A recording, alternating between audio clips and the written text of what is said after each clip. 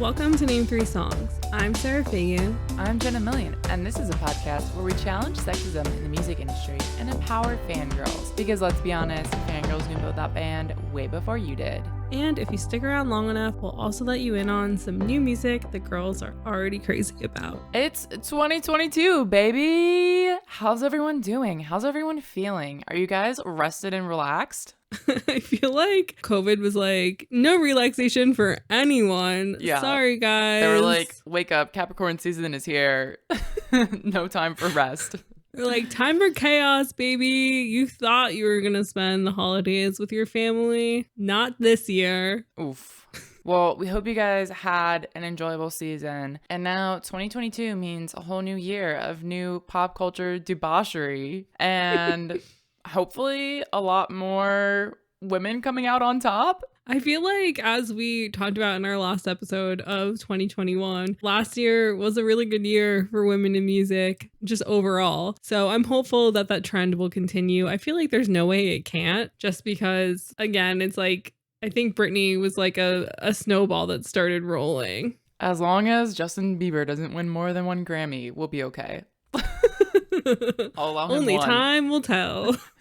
But also, speaking of just like music happenings in general, if you guys missed it, for December on our Patreon, we dropped an episode where we unpacked our Spotify Wrapped and our like surprisingly yet unsurprising stats. If you've been listening to our podcast, maybe you could have predicted what those were. And we also just talked about like music trends in general and what type of stuff we're looking forward to in the new year. So you can find all that stuff over on patreon.com/name3songs. And we do have a new Patreon member joining us, Katie. We're so glad to have you. Thank you so much for your support. Yeah, I mean, exciting things are always happening over at Patreon. And I feel like discussing our music taste is always fun because we spend so much time in our like pop culture rabbit holes about things that I feel like we're never actually discussing what we're listening to at this point in time. Yeah, K-pop.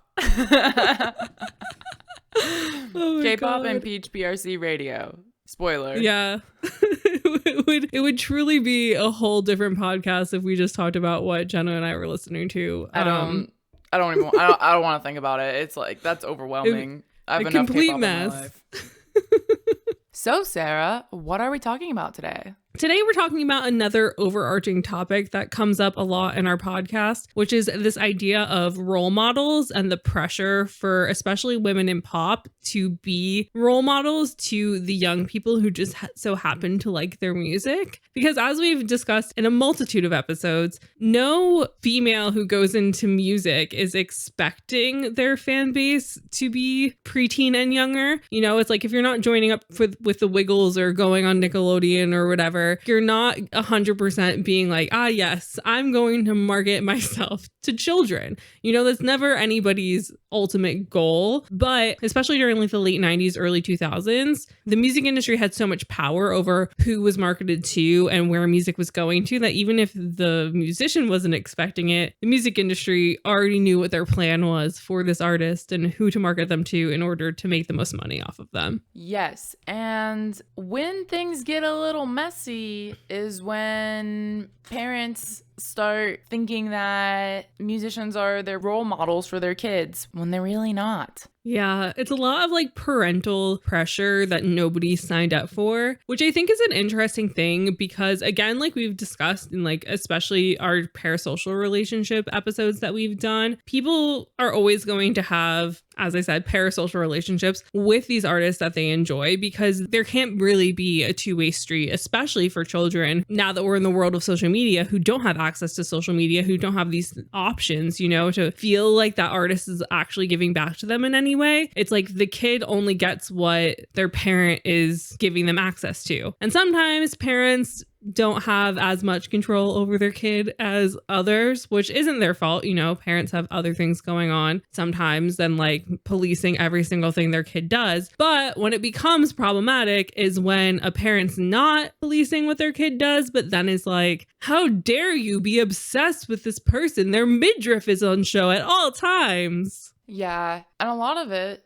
big surprise, Ties in with slut shaming. Dun, dun, dun. But the thing about children and teenagers and role models is that it's completely normal for people to have role models to look up to, whether they know them in real life or not. As you guys know, we love to get into the psychology of it all, and we touched on some of this in our parasocial relationships episode. So we're going to do some refreshing. And we have an article from Child Mind Institute called Why Teenagers Obsess Over Pop Stars. They interviewed a psychiatrist named Dr. Alan Ravitz, who says no matter the culture, teenagers need somebody to look to, aside from their parents, for guidance and a model for becoming an adult. In our culture, this is often a sports figure, an actor, or a pop star. And he continues on to say, adults may find it puzzling or even irritating, but it's not trivial. It's actually a part of the necessary work for healthy development. And they also quoted another study titled Adolescent Idolization of Pop Singers Causes Expressions and Reliance, which concluded that idolization of pop stars has unique characteristics for adolescents. It provides a basis for self-expression, the construct of self-identity, and the achievement of independence. So once again, this is just proving that it's completely fine and normal to look up to people in the spotlight. It's fine and normal to have parasocial relationships with them. We want to hone in on the fact that this is normal and okay. But the part when it becomes abnormal is when people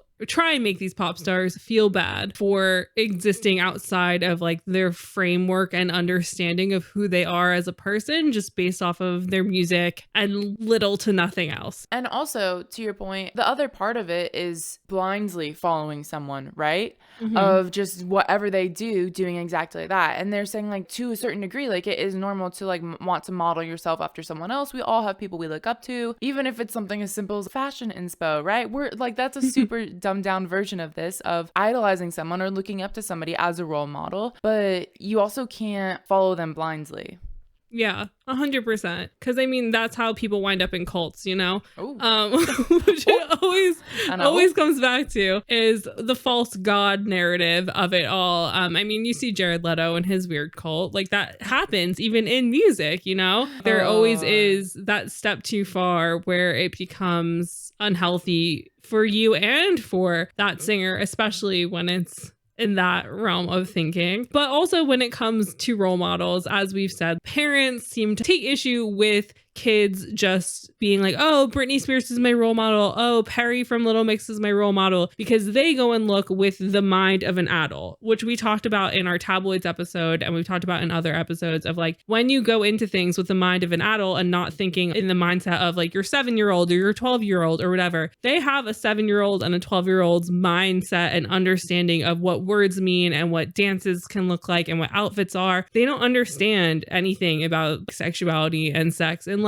you've taught your 12-year-old about that, you know, but they still only have a child's brain understanding of what this is. And so there was this really interesting article on Psychology Today by Saul Levine, MD, in 2017 called Our Illusions of Role Models, Heroes, and Idols. And in this, he makes this really important point, which is that when kids are young, like their first role models are going to be like their parents, their grandparents, maybe teachers or mentors at school or what have you, you know, people that they have relationships with, people that they have genuine one-on-one interaction with. And so Dr. Levine goes on to say, they often idealize their mentor until the realization sets in that despite some exceptional talent, their role model is an quote-unquote ordinary person with attendant faults. And I feel like this is where there seems to be this misunderstanding, or when parents go into this like fight or flight mode about their kid viewing somebody like Britney Spears as their role model, because they're like, well, they don't know her one-on-one, so they don't have her being able to like explain herself or give context to things or whatever. But again, a small child is not paying attention to Britney Spears interviews on MTV or reading through the tabloids that you pick up as their parent in the grocery store. You know, they watch their music videos, maybe watch them on like New Year's Rockin' Eve if you let them stay up, but they don't have any other information about this person unless they're taking part in things that you as their parent allow them to watch. Yeah. And so it's like Britney Spears can be both a philanthropist and somebody who's married to Kevin Federline. They don't negate each other, you know? Yeah, and if you're thinking like of as a kid what you're seeing of these artists, you're probably like, oh, I really like their outfits, or I really like this song. You're not like deep diving on their personal politics of like idolizing them in that way. I think it's just that factor of, and we talked about this on our bonus episode on Patreon, but the disillusionment that sometimes comes with growing up and realizing people are people and they're gonna fuck up is that when you're a kid, you don't know that people are gonna fuck up. And so they're saying here, like, you come to a point where you realize they're an ordinary person and like they have a life like you and these types of things. And with pop stars, they're just put on this whole other level. And this is also going beyond just the parents and the children. This is something that the media does, right? The media, the music industry, us as fans, everyone has a part in playing in this. It's really like an ecosystem, right? Because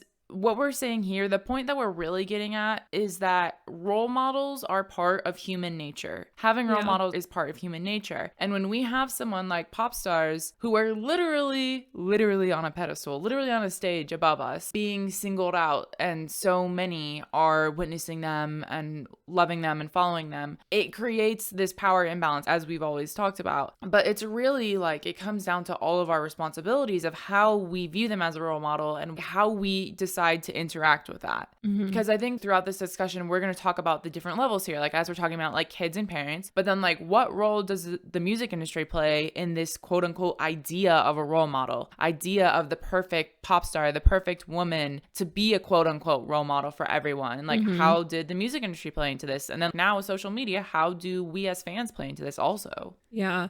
And I mean, in this article, Dr. Levine, I think, puts it really well and just very bluntly in saying there are no quote unquote perfect people. Our role models may have impressive characteristics and talents which can sweep us away, at least for a while, but we inevitably learn that they have weaknesses and faults. And I feel like that's what's important. It's just the tale as old as time, right? It's like, it's just one of these things that like we come back to again and again and again. And yet still, for whatever reason, it's almost like our human evolution is fighting our human nature. Like, we know people aren't perfect, but then like we expect people in the spotlight to be perfect. We expect Harry Styles to talk about like LGBTQ rights if he's carrying around a flag on stage, you know? But he's not, but we're expecting him to be perfect in that way, you know? So it's like this, it's the double-edged sword of it all. But I think also the upsetting thing about it all is that what this really is showing is that parents seem to not have any faith in their children actually taking to heart the lessons that they're learning in school and from their parents and from their peers, you know? Because if you are a good parent and you're teaching them things about the world, you would think at some point as a child, you might come home from school and be like, my friend did something that I think was bad, but I don't know if it was bad. Because every kid has like that other kid that is kind of their role model by accident, you know, like they would never refer to them as their role model or their hero. But there's always like that kid in class that you're like, oh my God, I'm going to copy everything they're doing. They're so cool. They're so interesting. And I feel like most kids have that situation where that kid does something that you know is not cool to be doing. And you go home, and if you have a decent relationship with your parent, you're kind of like, hey, so Josh did this thing today, and I don't know, I think it was bad, but he told me I should do it too. And because Josh is the coolest kid on the playground, I did it, but I felt bad doing it, but I did it because he did it. And then you have like that lesson from your parents of like, if it feels wrong, don't do it. And then you kind of start to get that understanding of no matter how cool you think someone is or how smart you think they are, they're gonna do something wrong eventually, but you can still like them. Just know that they have that ability to do something wrong, you know? And so the fact that I feel like most parents have had that conversation with their kids or just the guardian of that child, you know, the fact that they think that they wouldn't be able to understand that about Britney Spears or whomever just makes me feel like they like guardians don't trust their children to be able to understand human nature. Yeah. I mean, we have this really unhinged opinion piece from 2007 in Newsweek here. And essentially what we're talking about, like this Britney Spears example, is it just comes down to a lot of misogyny. It just comes down to a lot of like not letting women exist in all their possible forms. But yeah, let's get into some of the details here. This article we did briefly touch on in our episode about tabloid culture, which is how it came into our lives. And then we were like, oh, we need to do a whole episode unpacking this role model idea just to dive deep into this mess of an article, which was written by this woman called Kathleen Devaney. When I first read this, I wasn't paying attention to who the author was, and I thought a middle-aged man wrote this article. Like, that's how unhinged and misogynistic its tone is. Nope, it was just 2007. Like, I don't remember 2007 being this bad, but I guess it was the height of all of this nonsense, really. I mean, wasn't 2007 the year Britney shaved her head? Yeah, like looking back on it, this was probably one of the worst years in pop culture towards women. Yeah. But I guess at the actual point in time when I was a teenager, I was so deep in pop punk that I just was like... you didn't. So like, just a like, great year for pop punk. A bad year for Britney Spears. P1 is all over everything saying he's gay. P1 is famous, man. Life is great. Oh my God. But so in speaking of these high expectations that adults seem to have for women in the spotlight who are in their late teens, early 20s, this article is basically coming from the perspective of a parent not knowing how to explain why these people that their children may possibly look up to are not acting in a way that children should act, by having at the very start of this article the sentence of, I didn't want to explain that Lindsay, who like Paris Hilton and Britney Spears sometimes parties pantyless, was taking pole dancing lessons to prepare for a movie role, or that her 2 hours of research left her bruised everywhere. And so, like, this is the tone of this article, like, to set the stage for you. The tone of this article is consistently condescending of women behaving and acting as women and doing things that are normal for women, underline bold the word women, to be doing, which is just being youthful and doing things that aren't illegal. Also, just a lot of victim blaming and slut shaming here. I mean, the next paragraph says, like never before, our kids are being bombarded by images of oversexed, underdressed celebrities who can't seem to step out of a car without displaying their well-waxed private parts to photographers. Okay, clearly 2007 because... the amount of paparazzi. This woman was so affected. Yeah, right? But also, like, the place where paparazzi, like, crotch shots are is probably not the place where children should be, number one. And number two, we're blaming the women here instead of the photographers who shot up their skirts. Yeah. And this is a thing, and this is what this mindset that's so insane to us is, number one, why would the kids be digesting this type of pop culture? But number two, it's like, because, again, like I said earlier, just because you as an adult have this knowledge of somebody that your kid is watching in movies or listening to their music doesn't mean that the kid has this knowledge of this person. And again, it's like, you can be both an adult woman doing things that are questionable and like a completely acceptable person for your kids to be listening to their music and watching, do some interviews sometimes, depending on where the interview is done for. Because again, just because Britney Spears or Lindsay Lohan is out partying without their underwear on or getting drunk and being photographed with a strange man doesn't mean that the next day or the next week Britney or Lindsay isn't showing up to like a Disney special where they're hugging Mickey Mouse and like kissing sick kids in the hospital. You know, it just they can be both. Yeah, exactly what you're saying is them in their real life versus them in their job, right? Yeah. Their job is to be Lindsay Lohan on Herbie Fully Loaded. Their job is to be Britney Spears singing the hits, you know?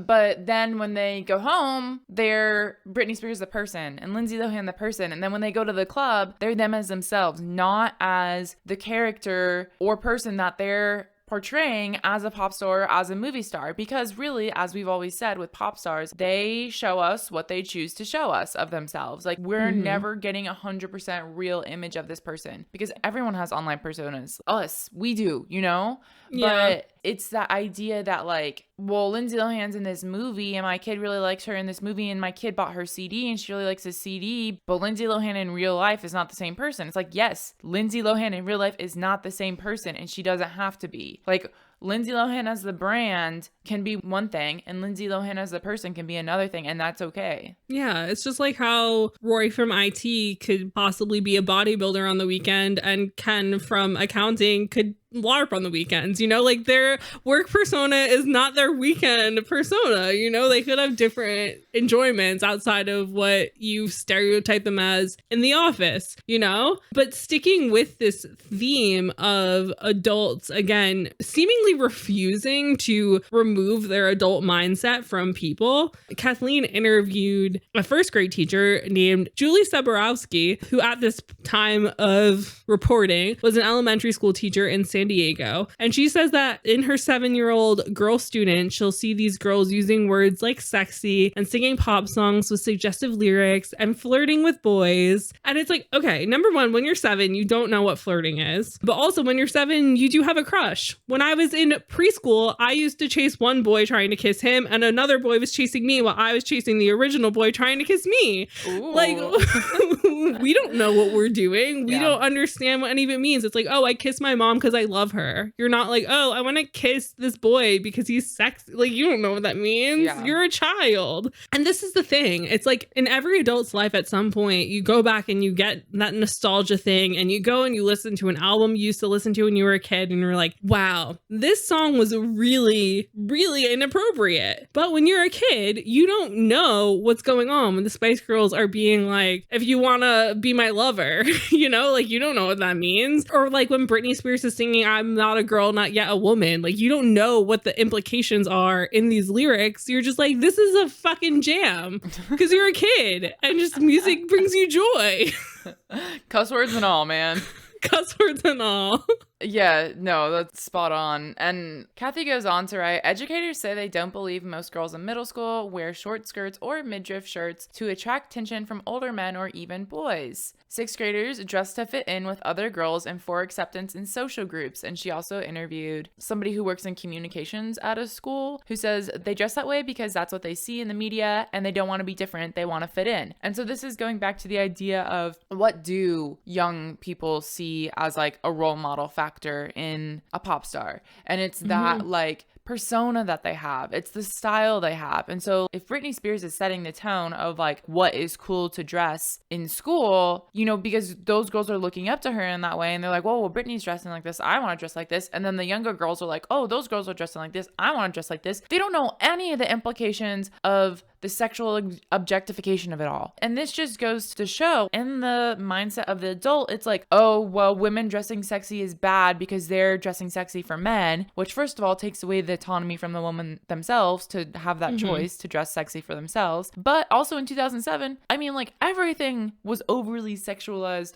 for men. That's literally what our entire tabloids episode is about. Yeah. But it's like the adult is like, oh, Britney Spears is doing this for men. But the kids don't know that. The kids are just like, Britney is cool. I want to be like Britney. Yeah. I mean, like from my perspective, there are so many photos of me from when I was a kid where I used to like tie my shirt up like Britney had it tied up in the Baby One More Time video because I thought that looked cool. My parents didn't care. They were just like, it's hot outside. Do what you want. Or my whole wardrobe, I think when I was 7 was baby doll dresses because Baby Spice was my favorite Spice Girl, you know? You're going to do things and there are ways to do them so that they're child appropriate. And again, it's just like your parents' mindset has to be that of understanding that children are not adults and they don't have this knowledge. Like maybe don't give your children access to these people. Like police what they're doing rather than policing these women and trying to tear them down. Because this is like a common thing was there were so many video interviews or video features with Britney Spears where Britney is saying how like she's uncomfortable being called a role model. There was even one video from 2000 where they went and like asked people what they thought about Britney's performance. And there was this one guy who was like, I thought she looked fantastic, but like if I had a 12 or 13-year-old daughter, I wouldn't want her watching that or thinking that she should dress like that. Like that's not something that's good for a preteen to be watching. And then there was like this woman who said that if she saw Britney on the street, she'd tell her to think about those 12-year-olds who listened to her music and who saw her on the VMAs, and to think what they're thinking, because they probably think it's okay to dress like that, but it's not. And as Britney's watching this, she like quips back very quickly, like, I'm not their parent though. And I think that that's what's so important, is it's like, even Britney is aware that it's not her personal job to be teaching these kids what they should and shouldn't be doing, because Britney the pop star and Britney the human are two different people, two different things. But also part of being a pop star is having this uniform you essentially have to wear, you know, these looks you have to be wearing. Because number one, it's hot on stage, as we've talked about countless times. Like, you have to be wearing things that are conducive for the movements you're going to be making, you know? So like, I feel like a lot of what you just said and what we're saying in all of this is like this very kind of what we now consider outdated, or at least conservative mindset of like, oh, women have to be dressed a certain way to be respectable, or to attract the right type of man, or like not to date around too much, not to sleep around too much, like wait for marriage, like all this stuff, which we now consider conservative or outdated. But in this article too, the writer goes on to say like, Britney, Paris, and Lindsay have no shortage of boyfriends, but seem to have few real relationships. And then she actually interviewed a professor of sociology at Notre Dame who said it creates a general sense that life is about being crazy, being kooky, having fun, and not carrying on serious relationships. And then they go on to say teenagers don't have enough perspective on how they are being formed by the world around them, and when they don't realize it, it can be more powerful. So I think it's funny, and maybe they're just like making statements about the culture at the time, because that's like what a professor of sociology would do. But I just think it's funny how conservative or old school their mindset sounds when they were saying these pop stars make it seem like life is about having fun. Is that a bad thing? But I think that it's just like that, like, oh, you have to get serious about a job, you have to get serious about your career, all this stuff. But also the more important point that they're making here is like, teenagers are susceptible to like seeing that, modeling that behavior, and then going down the wrong path of drugs and partying. But this is the thing, is it's like so many parents in Hollywood are essentially selling their kids to whatever factory they ship them off to, whether that be the pop star factory, the actress factory, you know what I mean? Yeah. And then they're just like, oh yes, come make our family money, please. Thank you. And so it's just so funny to me to have this idea where, especially when you go to like the teenage route, where people are like, oh my God, my teenager won't stop being obsessed with Paris Hilton. She needs better role models. And it's like, they're a teenager. You're clearly not policing them enough. Because they still live under a roof, potentially, if they're not in college, you know, like they're going to make their own decisions. But it's like, since, as we've also discussed in other episodes, it's like, since the invention of the teenager, teenagers have been rebelling. Teenagers have been sticking it to the man in some way, shape, or form. They've been doing things against their parents' wishes. They've been partying. They've been staying out late. Watching Lindsay Lohan and Paris Hilton and Britney Spears go home with different guys every week, or whatever it is they're seeing them do. Is it really going to change that much? Other than maybe be like, oh, if I become successful, I'll have more money to do this. And who doesn't want their kid to be successful? But like, everybody at some point is going to go through some sort of rebellious phase. And you just have to hope as a parent that you have a good enough relationship with your kid, and that you've taught them enough, and that the people that you've brought them up around have taught them enough for them to not go balls to the wall insane, you know? I love that this turned into Dr. Sarah hour. Sarah's parenting advice. Just be a good parent and let them do what they want. Just don't be mean to your kids and love them unconditionally.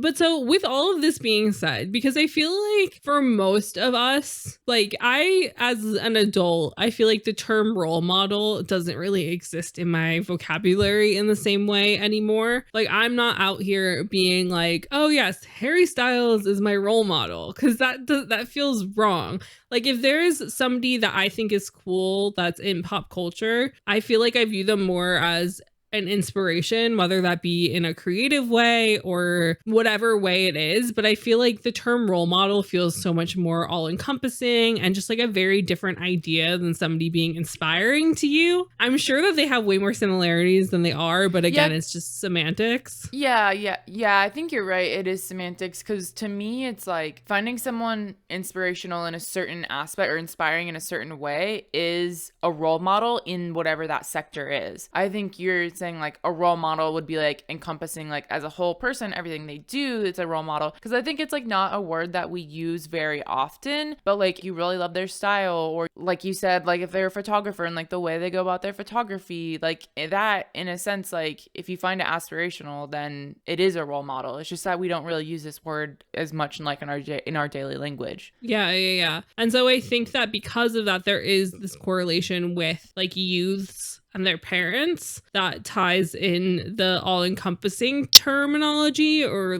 idea of what a role model is. But also I think, and it's kind of been proven in the more recent articles that we found, so we have other journalists who are kind of agreeing with our frame of mind on this, is that because of the change that we've had, because of the addition of social media and access to people, and also people's understanding of feminism and all these other things, these people who are on these career paths where people would have parasocial relationships with them and thus view them as potential role models has changed because there's like a different need from these fan bases than there once was. And prior to these artists having this control over their personal narrative that they're given because of social media, artists really only got to speak their truth when they were doing interviews. And even then they were super PR trained and super like, you have to stay on like this storyline of who you are as a person. Like, these are the facts that you need to remember to mention, you know? While there definitely still is policing of these artists, it's not as strong. They're allowed to be more outspoken. And the line between persona and person in a job and real life human is a lot more blurred than it once was. So this idea of what a role model is, I think, is getting kind of diluted. And that's why I feel like a lot of people are like, this person's kind of inspiring my art in this way because of how they dress, or this person's inspiring my look, but I've done my own twist on things, you know? Whereas a lot of us when we were kids, we were like, oh, everything about Baby Spice I think is cool. I'm going to make my whole personality around the fact that Baby Spice is my favorite Spice Girl.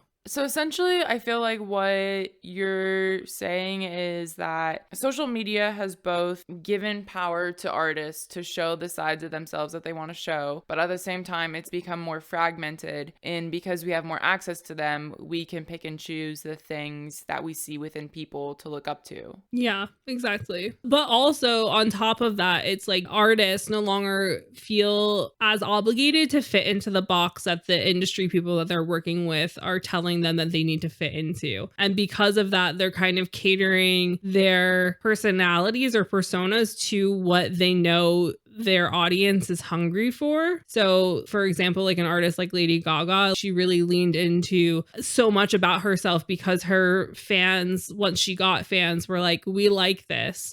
And so then she ran with that rather than having to fit within that pop star box that had previously existed. Yeah. Essentially, we're moving the conversation from this just being like an issue with parenting to like the bigger issue of what are pop star role models and how has this changed? And of course, none other than our most beloved favorite journalist Laura Snipes has a beautifully put together opinion piece in The Guardian titled New Rules: The Destruction of the Female Pop Role Model. And so Laura is basically breaking this down like over time and what we're seeing recently with Billie Eilish. And this was written in 2019, like prior to her new appearance, just for context, is that we're going to talk about like Spice Girls, Britney, for example, early era pop stars, even before. They were very much like put into a box of what they could be and what they couldn't be. And the Spice Girls definitely challenged the idea of the role model because they were very loud and very out there. And they showed a lot of their personal lives to the media, especially as we talked about in our Spice Girls episode. And so this was kind of the beginning of the crumbling of the idea of a role model. Of it's like the industry was trying to hold on to this so much of here's what we can market, here's what we can't. You know, how much of their image can we control and have it be like this perfect thing that we can sell to people because that's what marketing is and that's how it works. And so Laura's like breaking down, it's like we go from that to nowadays, we see pop stars know that they have a lot more control and a lot more say in all of this. And as Laura Snapes put it, this idea of what a role model should be and how a role model should act is essentially a con. And as we've seen pop culture evolve, as we've seen social media come into the picture, it's become more and more clear. I mean, even just like if you look through time, the more pop stars we have, as we've talked about this, like Britney was an example for Billie Eilish. Billie Eilish growing up, seeing what happened to Britney, learning from her mistakes. There's a perfect example of a role model. Learning from her mistakes, both the good and the bad, and then being a different person from it. And so it's this evolution of every time we have a pop star who's treated in a different way, people learn from it and the other pop stars learn from it and they present themselves differently. Yeah, because I mean, even in regards to like the Spice Girls, who we have a whole episode on, it's like depending on when you became aware of the Spice Girls seem like, especially to people like outside of England, the Spice Girls seemed like a super well-oiled machine of a girl group marketed specifically to children that existed in the confines of like their established idea of who they are as a person. So all the dolls and all the books and all the things sold about them fit within that box, you know, and every issue that they're going through, such as going out and partying, to their eating disorders, to their relationship woes, is hidden from these kids who are just begging their parents to buy them the Barbies, begging their parents to buy them the lollipops, the temporary tattoos, like all of these products, you know? And so they very much existed within an industry machine, at least in that regard, specifically in America. But as Jenna was saying, it's like when you do have these artists like Britney at the time of her fame, all these parents and people are like, she's not a great role model because she's doing this, she's doing that. But if you get older and then you look back and then Britney is your role model after this all happens, for somebody like Billie Eilish, who barely existed throughout most of Britney's ups and downs, like she now can learn from Britney and use her as the way kind of God intends for role models to exist, you know, as like learning from the good and learning from the bad, because that's what you're supposed to do. Like that's why people write books with flawed characters. That's why people have redemption arcs and TV shows and all these things, is to show that people can change and people can grow, so that people can understand that humans are multifaceted and that there's so many levels to them, and that you as a person can look up to and view somebody as your role model, even if they are a flawed human, because flaws are what makes us human. Yeah, and that's definitely going back to like what I was just saying before too, of like a role model is like the good and the bad, right? Yeah. And so continuing on this Spice Girls example, Laura Snapes writes, but given their fans' youth and the sponsors that use Spice Girls to reach this youth, the Spice Girls also had a duty of responsibility. My question is, did they? Did they have a duty of responsibility? Or is this society's idea that they have a duty of responsibility? Because to me, the Spice Girls were like, fuck that, man. Like, we're doing whatever the fuck we want to do. Like, if the kids want to watch it, cool. If the kids don't want to watch it, cool. The Spice Girls existed for themselves from everything that we've read. Yeah. Nothing has like pointed me to them like saying, we're doing it for our fans. Like, nowhere did I see that in any of their interviews. And so I think this duty of responsibility, this idea of the role model, is what I was talking about at the very beginning of this episode. Is this is the cultural idea of the role model, the cultural idea of responsibility. Of the Spice Girls never claimed that. It was the idea that they had to have it because of the position they were in. Yeah, like as you're saying, it's like there still is, no matter what article you're writing or what mindset you think you have, there still is that inclination to feel like that original understanding of what a role model is supposed to be, of like having this duty to fit within a certain mold, you know? It's like you need to completely take that away from your mindset, because just because you're being marketed to kids or just because you're on a kid's show, it doesn't mean that you can't be a real person in your real life. But also, again, even though the Spice Girls were heavily marketed to children, their songs aren't for kids. They're not teaching them anything. They're not doing those things. It's like there is music that exists that is specifically for children, and most of that music teaches you how to tell time, like tells you a story about friendship, you know, like these very specific, very straightforward stories exist in songs that are made specifically for children, whereas the Spice Girls were just marketed to children. They did not exist specifically for them. Yeah, and I mean, the Spice Girls are definitely a unique example because not everyone is marketed to children. They just happen to have child fans. But with the Spice Girls, it's like, in that way, none of this was ever really their fault or their doing. There were industry people here who were doing things behind the scenes who were actually way more at fault than the Spice Girls were. But nobody's blaming them because nobody knows who they are. Yeah, and I mean, Laura makes a really good point in this article when she's discussing Britney about how when Britney is kind of pitched to the world, she's pitched in a more quote unquote cyborgian way. And so as we've discussed before, like Britney's pitched as this like virgin, like she's the cute girl next door, she can do no wrong. But this follows her forever because it kind of sets her up for failure, which Laura points out here, because you're constantly waiting for the other shoe to fall of like, oh, she's been dating somebody for a while. When's a sex tape going to come out? When are they going to be talking about their relationship? When are they going to be acknowledging that they are adults, you know? And it's the same thing of even while Britney is giving this girl next door, nice girl, you know, idea, every interview that's done of her is acknowledging her body and just like her femininity in this way that shouldn't be acknowledged when somebody is as media controlled as Britney was, you know? And so again, it's like putting you in this box of expecting you to be a specific type of role model, but not actually letting you be that because the world is just waiting for something to happen. And so Laura goes on to explain how Britney's 2007 breakdown revealed that the cost of living as a virtuous cipher and being expected to repress her womanhood essentially like led to her downfall, led to her having this breakdown because she was expected to repress her womanhood in order to sell to like the prudes of America, which was really what was happening. Is these parents are like, oh, finally, this goody two shoes girl that I can give to my kids to digest, to have fun with. And then it's like, eventually she's going to want to become a woman. And they weren't ready for that.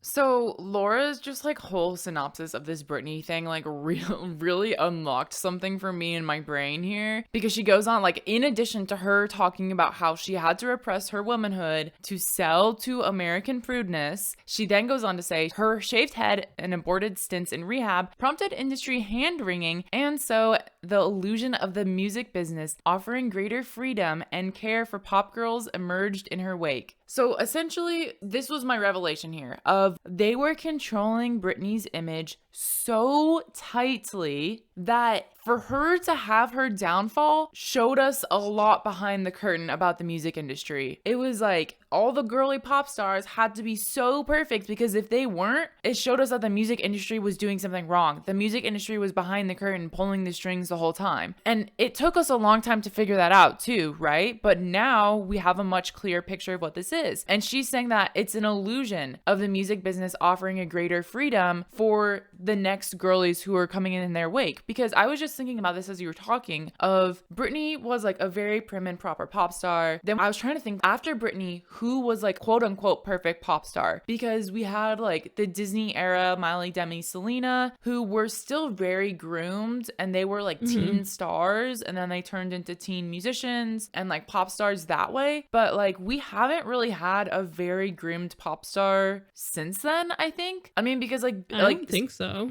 And like being someone who was young too, right? Because I mean, like Billie Eilish, she was very young, but she was with her family. She wasn't an industry product. And of course, you know, we can debate the whole industry product thing, but I just mean that like she's been able to stay true to who she was and not have to like comply with these boxes. And then the other person who comes to mind is Dua Lipa, who was like an adult when she got famous. So that was very different also. So it's like, since Britney, it's like they tried to replicate that with like the Disney era, because those eras were super close together still. It's like, we hadn't fully understood the repercussions of what happens with Britney by time Miley Cyrus was getting famous on Disney Channel. So I think it's like they tried to redo that with them, and then they realized it wasn't going to work, because we've done an episode on them. We've talked about all their lives and their mental health and everything, all the struggles that they went through. It just seems like every next pop star we start to have, it's just showing more and more and more. We cannot continue to like conform ourselves into something we are not. We cannot continue to repress our womanhood womanhood, to repress our mental health, to repress us literally just being human beings. And I think that's led us to what we have today, and what we have with social media now, of people wanting to see everything. Now it's like flipped the exact opposite way. That's again like why this idea of a role model has changed so much, is because I think that as a larger percentage of the general public is becoming more aware that these pop stars exist outside of their jobs because of social media, because of this access that we've been given to them. And so because of that, there's so much less of the expectations of people to always be prim and proper, always be putting on a show, you know, because we see them sharing photos of their dogs or sharing photos of them crying and being open about their mental health struggles or their struggles with their body image or what have you, you know? And so I think kind of after specifically the kind of downfall of Miley, that proved that there was no longer a way to hide the fact that these women existed outside of the idea of who they were to the public, you know, because when Miley was existing as a teenager, once she was like a little bit older and like hadn't broken out of Disney Channel yet, as we've talked about in the Miley episode and just our Disney episode and a lot of episodes, it's like the paparazzi and these people are like, any day now she's gonna start being problematic, we need to be there to break the story. And so they exist specifically to break the illusion, you know? And so when all of the stuff was going around about her, I think it was like smoking salvia on her tour bus or whatever, and those got leaked, and then other things are getting leaked, you know, all of a sudden Miley as a role model, a Disney Channel created role model at that, stops existing because you have to admit that Miley Cyrus is a teenager getting into trouble. Yeah. And I think that that really was the catalyst for this change of what a celebrity role model is and should be and can be, because we have to start admitting that they have flaws. We have to start coming to terms with the fact that they are people outside of their jobs, and that now we have the hunger for that access, but also they're giving us that access. And so it's like, can we be okay with this when they're giving us access, but we're also finding out other stuff that they're not giving us access to sometimes, or they're just being completely open with that, you know? Because just because Miley smokes weed or whatever's going on doesn't mean that she's also not a good person, which is the common thing that I keep coming back to, is it's like, you can be a good person who makes dumb choices. You can be a good person who does something that other people don't agree with. Like, you can be both a person who does charitable things and is a good friend and has people's backs and cares about kids, but you can also want to party and have one night stands and like have a new boyfriend every other week, you know? Yeah, you just made like a lot of really, really great points of Miley being the catalyst for this like basically social media era of knowing pop stars in a different way. And Laura Snapes also wrote about this. It's the illusion of intimacy, and it's led to a greater emotional investment on the behalf of fans, but also an expectation of accountability. So these are like, we're seeing these big words, right? Responsibility, accountability, the illusion of things. And she goes on to say like social media was being used to arbitrate social justice issues, giving long overdue platforms to marginalized voices, and establishing far more complex moral standards for pop stars than the executives who shilled Britney's virginity could ever have imagined. And so it's such a powerful tool. It's given so much power back to the artists themselves to share what they want to share their own stories. But at the same time, it's now given us an entirely new set of moral and ethical standards. And as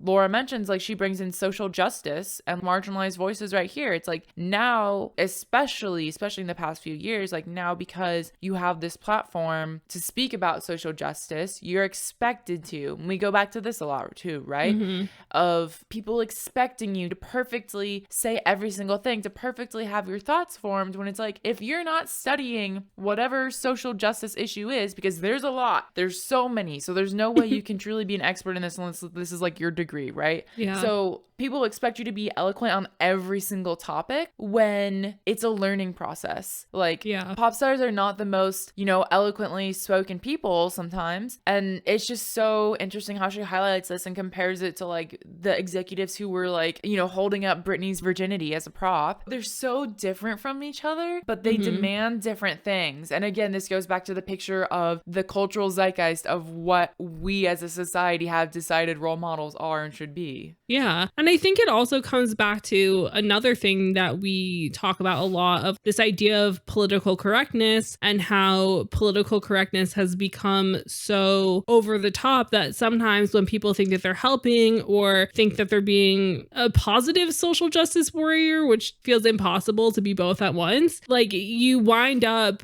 coming back on yourself and actually kind of battling something on the wrong side when you don't think you are. And so we have this thing where it went from kind of parents being like, this person's not being a good role model for my kids, to people being like, my favorite's not doing what I expect them to do, and therefore I'm canceling them, or therefore I'm not going to support them as much anymore, or I'm going to try and make them acknowledge that they're doing this. And so we've even seen, and Laura uses this as an example, of artists like Lily Allen who will have a comeback and people will not understand the time frame in which their music originally existed and what was normal and accepted in pop culture, and new people will find their new music, which is more forward thinking or what have you, and then go back to their back catalog and be like, oh my god, my new fave was like maybe racist or was maybe singing about things they shouldn't have been singing about, or whatever the case may be. And so it's like having to make up for stuff that you did in your past, which wasn't viewed as bad, but now people hold people to a higher standard and are like, everybody has to be this perfect idea of something because we have so much more access. And so it's just this weird thing where it's kind of turned on its head, where a lot of people have become more aware of how human these pop stars are, whereas fans are holding people more accountable. Yeah, it definitely has given more power to the fans to hold people accountable. But I also think like another interesting point that Laura makes here is it's not always the prim and proper pop star that gets hurt, because she goes on to talk about Kesha. And I thought this was really interesting of like, she says, Kesha had helped instigate this decade of greater freedom for female musicians, or so it seemed, till 2014 when she sued producer Dr. Luke, making allegations of sexual assault. She claimed that she was told she had to be fun, an image that Luke's label intended to capitalize on, revealing how revelry can be just as confining as its prim counterpart. And so here it's like, even when we have pop stars breaking the mold, and I mean, this was also like what, 2010s when Kesha got really big, 2011. Yeah. So it still was like a good 10 years ago, and we still were not having these cultural conversations. But it's like, even when you have a quote unquote pop star who's not doing the norm, of Kesha was very much the party girl, whatever, she was being forced to be the party girl. Like, it was the same thing. She was not a conventional role model by any means, and yet it was the label who was positioning her as this and like forcing her to be this thing. Because there's always roles to be played. There's always the virgin and there's always the whore, you know? There's always these opposite sides of coins that people want to have, because we like to see people seemingly being at odds with each other, even if they're not verbally at odds. It's like, oh, Britney and Kesha would never hang out, or like, oh, Kesha and Lady Gaga would never be in the same place because Lady Gaga's doing it for the gays and Kesha's doing it for the party sorority girls, when they both were just doing it for the gays, you know? It's just like these things where so much that exists with this mindset of doing things specifically for like this general public sort of idea, that people don't really think about what fans like, or what people who actually spend money are going to be wanting to give their money to, and what people's interests are, and all that sort of thing. And it's just like this constant pressure from every angle, you know, to exist within some sort of confines, even in the world of social media, where we're given the illusion of walls coming down. But as it's been proven by how many famous people suck at TikTok, like when there is an app that specifically exists for walls to be down, people prove that even social media had walls up, and it was all kind of contrived in some way or another to continue to work with the new realm of how people look up to people and how people develop their parasocial relationships. Yeah, so essentially what seems like an easy answer of you're not being a good role model is not an easy answer, because there's so many factors at play here. Like both on the industry side, the fan side, the social media side of it all. Now, like, it's just ridiculous. And one kind of funny example here that we found an opinion piece in this publication called Scary Mommy is that sometimes musicians make songs that appeal to kids, like Old Town Road, for example, but they're not the intended audience. But once the songs become popular with kids, then the parents make these musicians into something that they didn't necessarily ask for. And it's not that Lil Nas X can't be a role model, it's just that he never claimed that he wanted that kind of responsibility. And so it's like coming back around to it, even now, even in 2019 when this song came out, there's still like the kid parent side of this role model conversation too, right? And I just thought this was like a really interesting and funny example, because this puts it in like a much different light too, of like Old Town Road is like a funny gimmicky song. There was even like an animated video to go with it. I totally understand how kids would be into that, but it's like Lil Nas X, as we know now, Lil Nas X is probably not kid content, and he never claimed or tried to be a role model. He never claimed or tried to be for the kids, but it's also not to say that he can't be. It's just, as we've said, like there's certain content that's like kid appropriate and kid not appropriate. Yeah, because kids are going to like a song with a catchy chorus and a good beat, you know, because kids just hear something and they're like, oh, this is joyous and fun, and they cling on to it. And again, like this mom is writing about how she keeps an open dialogue with her kid and kind of explains to them, like, this person is doing a job. What else they're doing, like, might not be for you, you know, because it's like a kid could easily listen to most of Lil Nas X's music, especially if he makes clean versions. Like a lot of artists, they can listen to the like quote unquote clean versions of their songs, you know, if they're not watching the visual content that comes with it and they don't have these other things. Like there were so many artists that I grew up listening to that I wasn't watching their music videos or paying attention to that stuff because my parents probably knew that it might not be necessarily that appropriate for me to be watching. Like I was listening to Blink-182 when I was like 10. Was I watching Blink-182 content? Was I being taken to their concerts? No. Was I being taken to Britney Spears concerts? Yes. So it's like just understanding that there can be aspects of somebody that you can look up to or enjoy without fully understanding who they are. Yeah, no, 100% agree. And also just to continue on the male role model example, because we've been talking a lot about women today, as we do on this podcast.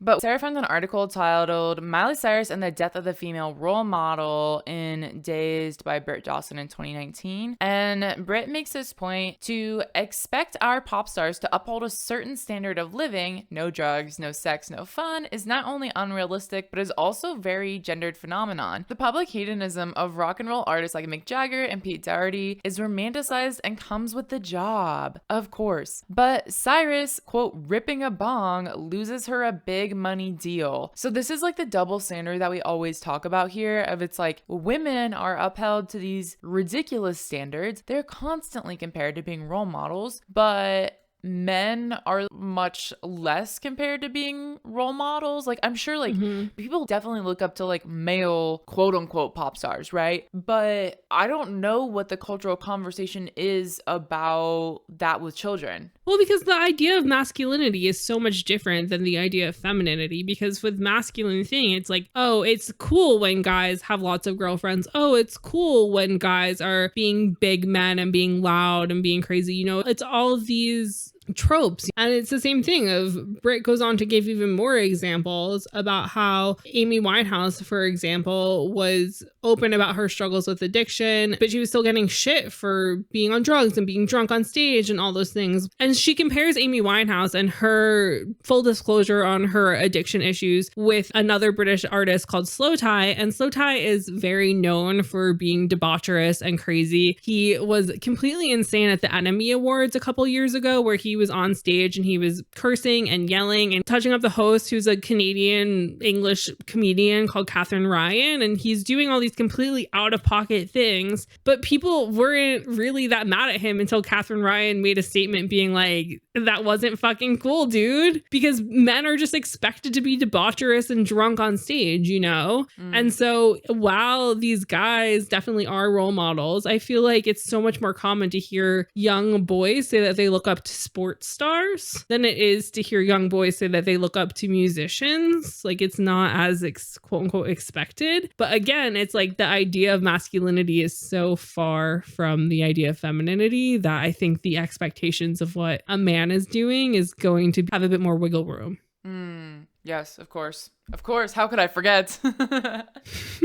Yeah, it makes a lot of sense that it's like they get away with doing so much that's just seen as the norm or just seen as cool that people don't even think twice to question it as whether or not it's for kids. Yeah. But I think the one really interesting thing about all of this is that time and time again, when we see this idea of role model being thrown around in conversation, it's because musicians, specifically female musicians, are saying how much they don't want to be referred to as a role model, how much that title feels like a lot of pressure on their shoulders, how this is something that they never asked for and that they weren't expecting, and that there's just a lot of pressure on you once somebody is like, you're a role model, because we're always taught that role models have to be picture perfect. We're never taught that role models can be flawed humans. And as we said earlier with the Billie Eilish looking up to Britney Spears example, at some point in life, when you, as somebody who's looking up to someone, is mature enough, you understand that a perfect role model is somebody that is both good and bad. And by bad, I mean just a flawed human. Yeah. Going back to this point of like the good and the bad, it's like, why are we still having this conversation of like, we know humans make mistakes, they're allowed to make mistakes. I think it's like there's so many different viewpoints, even within a fan base, of what Billie Eilish should be doing, what she should be doing with her body or whatever else, that she's always going to get criticized, you know? Yeah. Like, we collectively as a world cannot accept that people are going to be both good and bad. For whatever reason, we always have to criticize somebody for something. You know what I mean? Yeah. Yeah. I feel like especially in fandom culture, I think that if you're not within fandom culture, it seems like people tend to have an easier time differentiating and understanding that humans are flawed, you know? But when you're so deep in to something and so invested, I feel like people start to feel like they hold stock in this human's career and their life. And so it's that thing of being like, well, I pay your bills, so do X, Y, Z. And so they are viewing this person as human, but they're also viewing them as a product that they're putting their time and energy and money and effort into. And so they're kind of viewing it as if they are like a key member of the team, if that makes sense. And so they're being like, oh, I expect XYZ from you because you've done ABC before. And since you're not doing XYZ, we're going to keep demanding it until you do it, because we've been taught that bullying people on the internet works sometimes.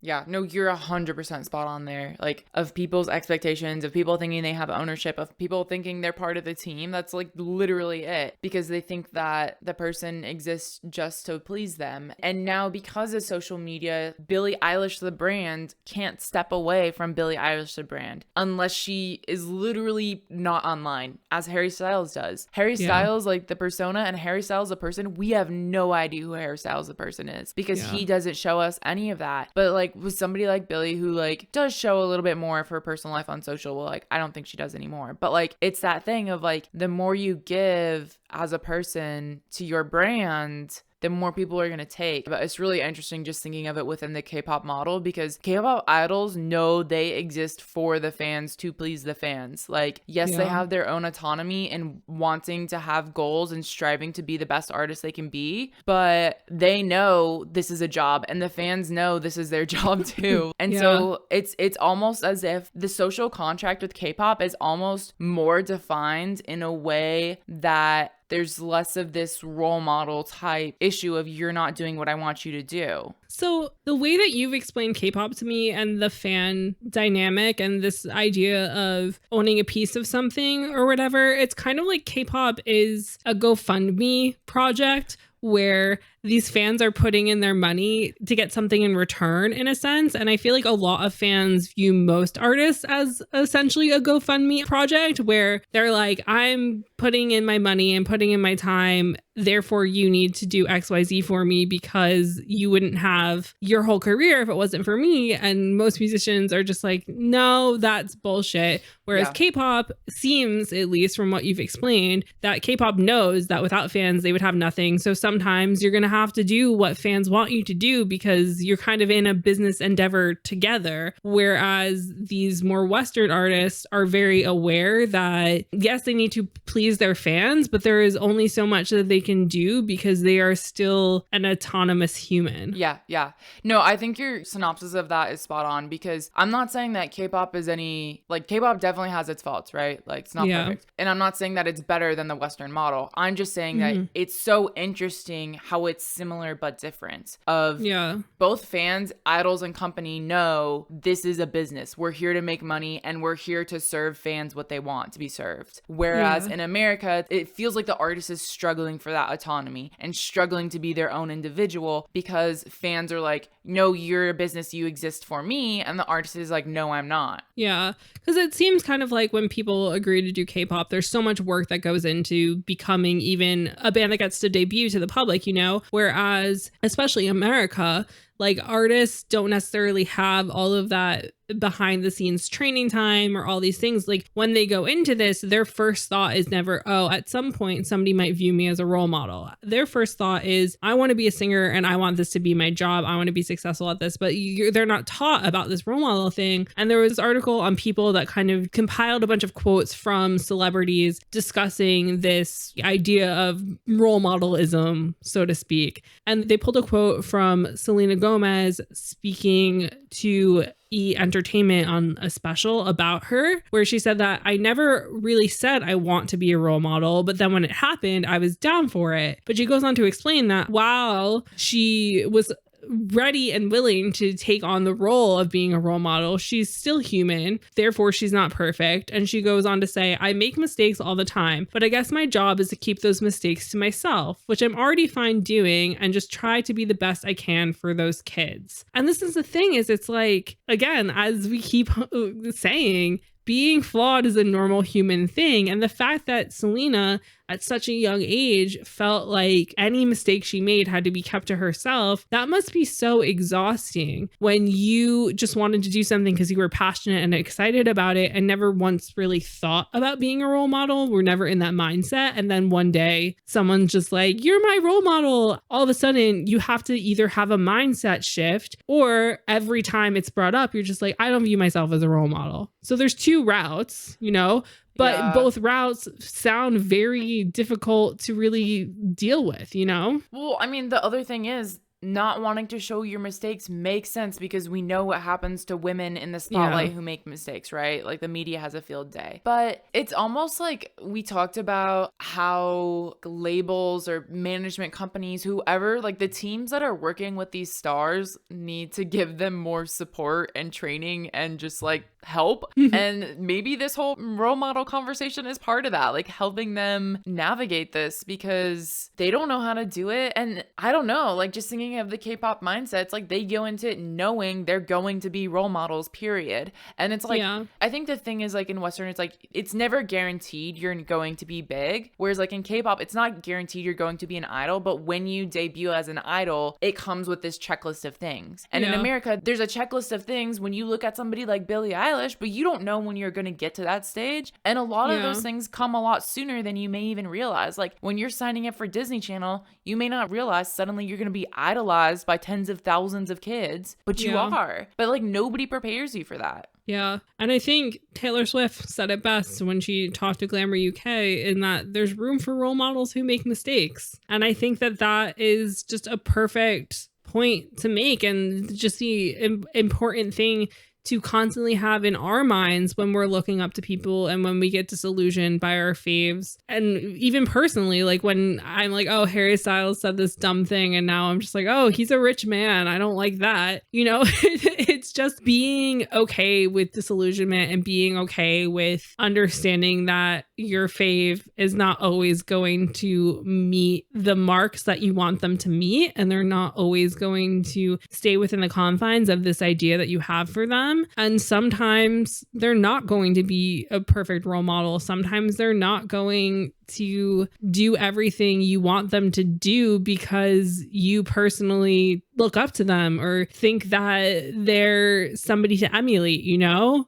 Because again, as we keep saying, nobody's perfect, but there needs to be space for imperfect people, because that's the only way the world is going to ever sort its shit out, you know? Yeah, and my closing thought here is like, it's kind of ironic having Taylor Swift say this, because while yes, she has had instances in her career that have made headlines, she is very calculated in what she shows the world. And so there's a lot of mistakes she's made that she doesn't show the world, but she's saying, other people can do it, maybe just not me. But this is the thing, is like every pop star, nobody wants to show their mistakes unless it's like already out there, and then they have to cover up for it, you know? Because nobody wants to be embarrassed. Nobody wants to be the butt of the joke. Nobody wants to be like criticized on tabloid headlines. It's kind of like a lose-lose situation for everyone involved. And I think, as weird as it is to say this, the artists right now who are like this, I would say more like micro or even just like influencer types, are probably the ones who are being the most real, as far as like the artists who have like big social media followings and they're super into like sharing their lives on social media, but like it's always going to be filtered. But they're probably being the most realistic with us over these big pop stars. Like these pop stars are like hiding lots of their lives from us, right?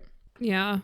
You've made some good points there. It's just always interesting to think about. And I think for you guys, like what I'm personally really interested to hear from y'all, if you have thoughts about this, is just, was there a point in time where you kind of started to realize that the people you were looking up to, the people that you aspired to be like, weren't perfect and that they were going to make mistakes? And did that make you question things, or did that make you realize even more so how much you had in common with your favorite person, and realize that maybe someday you could be a role model to somebody, or that everybody is way more similar than we like to think, because the world puts pop stars and people in the spotlight on like a pedestal to some extent. So if you have any thoughts or feelings about that, we'd love to hear from you. You can come chat with us over on social media. We are at Name3Songs. And as per usual, if you have any personal beef with anything Jenna or I said, you can come at us personally. I am at Sarah_Fagan and Jenna is at Jenna_Million. So thanks for joining us this week on Name3Songs. Until next time, never let anyone make you feel bad about your favorite band.